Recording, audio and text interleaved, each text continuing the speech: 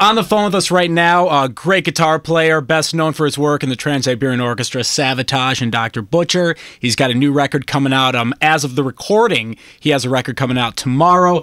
Mr. Chris Caffery. Chris, so cool to have you on the show, man. It's great to be here, Ramon. How you been, all right? I'm doing all right, man. Big Savatage fan, love TSO. I've actually had the pleasure of meeting you a couple times at TSO gigs because Paul O'Neill just rolls out the red carpet every time you guys come to town. And just, you know, kind of as he's been taking us around, introducing us to the band members, had a chance to kind of like give you a quick high five in the past. So super cool dude, man. So yeah, I'm in a great mood. I'm just glad to talk to you. Oh, that's great. It's great to talk to you too, man. And I'm glad you get to see that show. It's a brilliant production. Yeah, it is. And I just saw you guys are coming back to the Van Andel Arena the beginning of December, which is usually where you play. And you guys always do 2 shows there. You always pack the place. So it's going to be cool to see you guys come back. Yeah, that's an amazing crowd there. The Grand Rapids crowd, we always look forward to that playing that place because for some reason they just they like to have fun. And it's kind of funny because that's like the first place that actually the only place where I had somebody flash me like breasts in the audience, and I'm like, only in Grand Rapids. Was this at TSO or at like a metal show? Yeah, no, it was TSO. Really, with like kids around? Yeah, dude, it's rock and roll, man. You know, what do you expect? Exactly. Hey, so while we're talking about TSO, is there anything special you guys are going to do for this leg? Do you have anything, or you just kind of do the Christmas thing?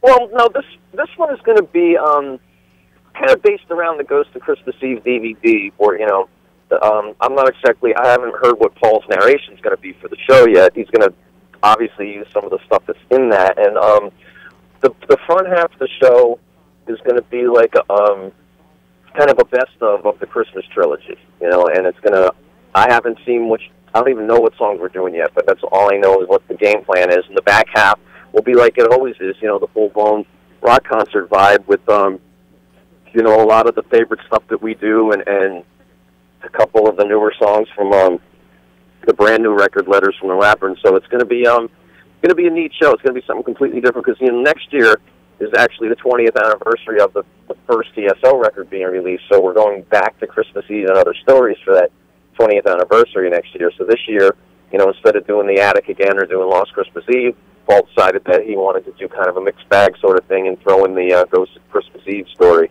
And you even took it to the Wacken Festival as well. How did that go over with a bunch of crazy, drunk German metalheads?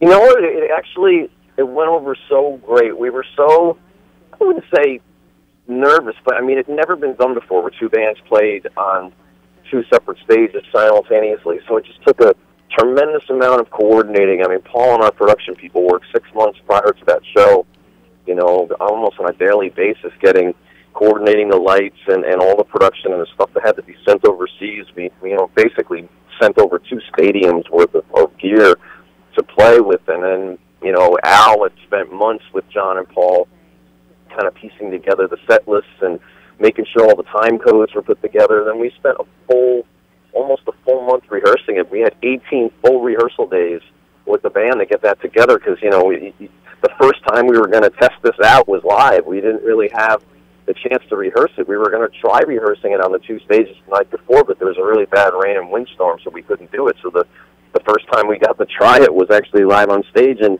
you know, there was a lot of mud and a lot of rain, and everybody stayed through the end, and everybody loved it. It was an awesome experience. As an American who's played in Europe a lot, you might be able to agree with this, but just every time I watch footage of festivals like Wacken or Castle Donington or anything like that, it seems like the European audiences are more open to different kinds of rock and roll, while here in America, like, you can never get like a metal band, like a hard rock act, to play the same gig. They just wouldn't be like for it. But over in Europe, you can get like Nickelback and Slayer to do back-to-back performances, and everybody's totally into it. Do you notice that too? Yeah, no, I do. I definitely think that, you know, there's more of a mentality over there where people just like to have a good time.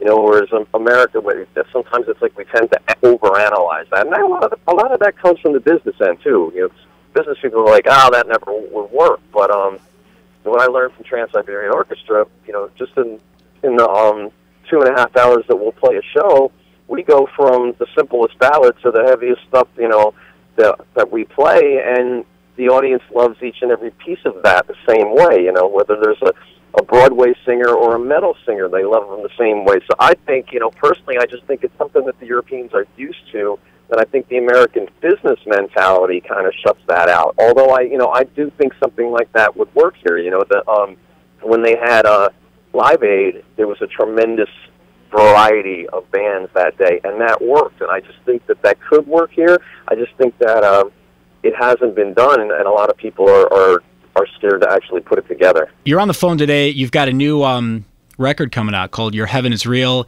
I dig it. It's a lot heavier than what I thought it was going to be. So tell me about the record. Well, you know, I hadn't done a solo record in about, I think it was like 5 years, and I actually had an experience in Ottawa, Canada, where I had a seizure from an allergic reaction to shellfish. Oh, wow. And for about 5 minutes, I'd actually stopped breathing. I was, technically dead. So I wrote that song, Your Heaven Is Real, about that experience and what, basically seeing the light. You know, I'd seen the other side, and it was, I had that song, and last year I was just sitting there, and it was summertime, and I started writing a little bit more. I had a couple weeks off, and I was just writing some music and started singing again, and it's like, I was like, man, I want to do a record, and I did the Randy Rhoads Remembered shows. This is a thing that was put together by Brian Tichy, and the drummer that did my record, where guitar players would go, different guitar players would go and play the Ozzy music, and Brian was playing drums, and he was just so amazing, and I got a hold of him, and I said, hey, if I get you some material, you want to do the record, and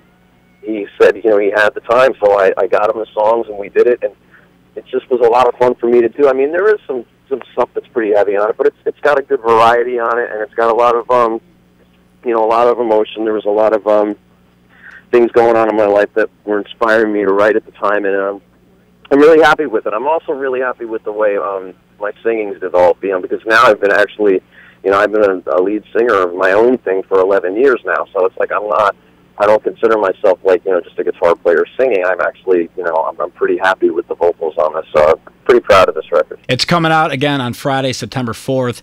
I don't know if this is making you nervous, but that's the same release date as the new Iron Maiden album. Do you get kind of nervous, like, oh shit, people are going to go to the record store, and what if they only buy the one of the two? Does that make you nervous? I think that's a good thing, because, if anybody's going to drag somebody out to a record store, it's going to be Maiden, and if you're a fan of heavy metal music and you happen to see my record there, then you'd buy it. So actually, I think I have more of an opportunity of people grabbing the album, being the fact that the Maiden is out, So I think that's a good thing. Now, we were talking a few minutes ago about when TSO played Wacken. Savatage played as well. That was the first show in how long? 13 years. Was it 13? Okay. I thought it was longer than that. The last tour we did was in the summer of 2002. Yeah, we did. It was really great to play with the guys again and get to play that music again. I mean, that the two band performance, a lot of the songs that were coordinated together were actually Savatage songs as well. So when we were playing as a big, the big TSO conglomerate of both bands, we were performing a lot of Savatage's material as well as Siberian Orchestra material, and it was just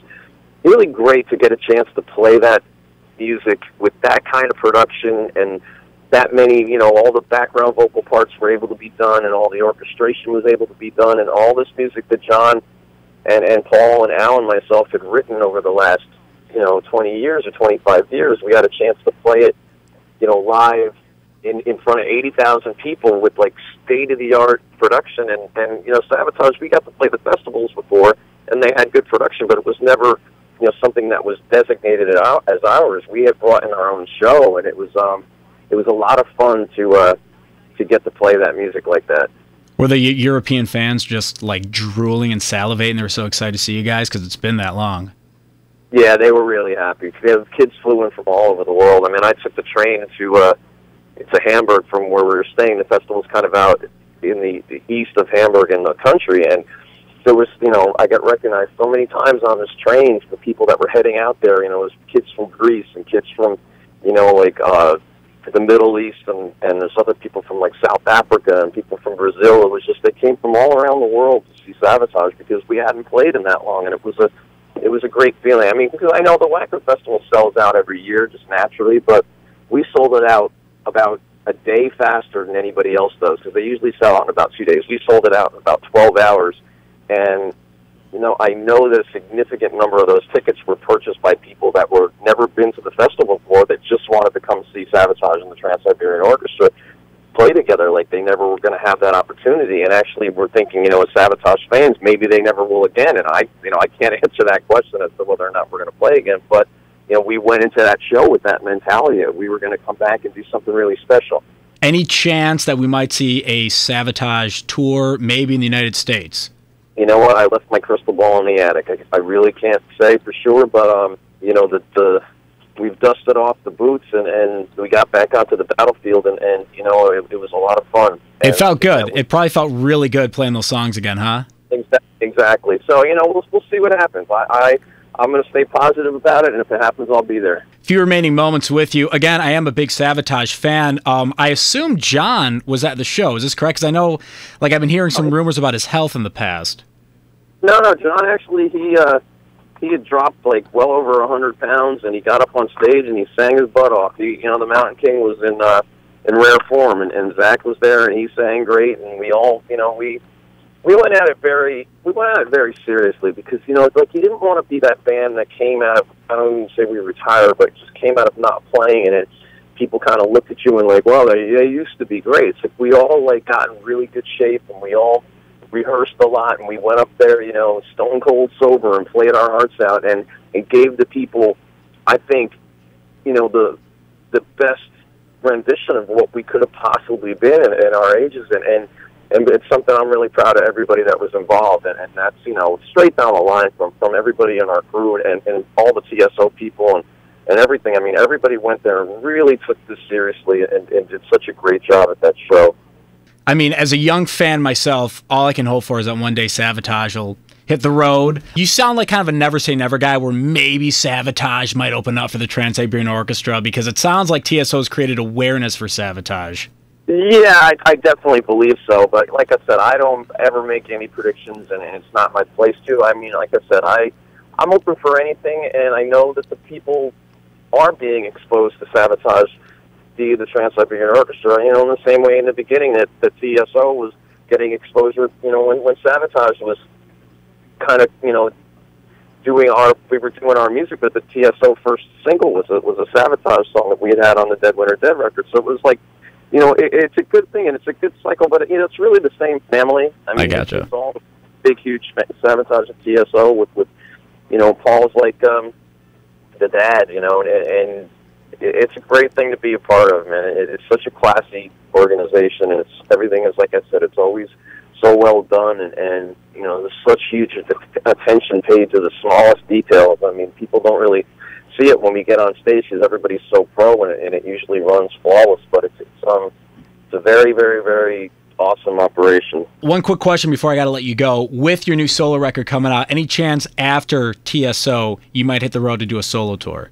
I really would like to. I just got to see what my schedule is like, because TSO's releasing the new record, and I have heard some talking about me needing to keep some of my dates open next year for some Trans-Siberian Orchestra touring. So I got to see what my schedule is, and then I'm going to work around that. But I'd love to get out and play. This music is a lot of fun to listen to, and I know it's going to be a lot of fun to do live. So I'd love to go out there and do some shows. I'm actually planning on it. The man is Chris Caffery. He's got a new solo record coming out. When everybody hears this, it'll already be out. It's called Your Heaven Is Real. Go buy that when you buy the new Maiden record. Chris, thank you so much for joining us, and we'll see you at the Van Andel Arena for TSO. Absolutely. Looking forward to it.